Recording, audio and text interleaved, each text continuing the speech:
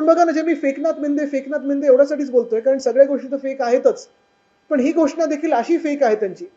त्यांची घोषणा काय, जर मी नीट ऐकलं असेल आणि तुम्ही पण नीट ऐका, ते त्यांच्या स्क्रीन व्हिडिओग्राफ पण आहे.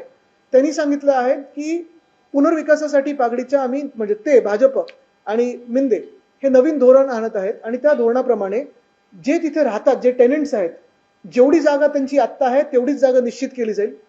म्हणजे जर तुम्ही 10 बाय 10च्या खोलीत राहत असाल, जो काही पुनर्विकास स्वतः करता त्याच्याप्रमाणे 500 square foot, 560 square foot, 700 square foot, कोणा 300 स्क्वेअर फूट, जे काही तुम्ही ठरवता ते होतं. पण मिंदेंच्या घोषणेप्रमाणे आणि ह्या धोरणाप्रमाणे तुम्हाला जेवढी जागा आहे आत्ता ती सुनिश्चित करून तेवढीच जागा तुम्हाला मिळेल. पण जागा मालकांनी अधिक ठिकाणी आपण पाहाल, जास्ती करून ठिकाणी जागा मालकांची आता जे काही राईट्स आहेत ते बिल्डरांनी घेतलेत. त्यांना वाढीव FSI मिळणार, TDR मिळणार, अजून कॉम्पेन्सेटरी काहीतरी मिळणार, इन्सेंटिव्ह मिळणार, बेनिफिट मिळणार. म्हणजे नेमकं तुम्ही कोणाचं सरकार आहात?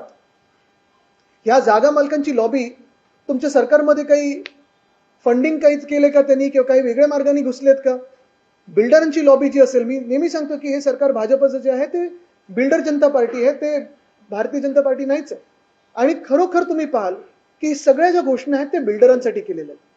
तर ही पागडीची घोषणा, आणि आज आपल्याच माध्यमातून सगळ्या पागडीमध्ये राहणाऱ्या मुंबईकरांना मी विनंती करत आहे की हे जे काही पागडी मुक्त मुंबई जे बोलत आहेत, मिंदे बोलत असतील, भाजप बोलत असतील, फसवी घोषणा आहे, बळी पडू नका आणि जे सत्य आहे ते जाणून घ्या. त्यांना तुम्हाला मुंबईतून बाहेर काढून टाकायचं आहे. ही खरी गोष्ट आहे आणि खरी परिस्थिती आहे.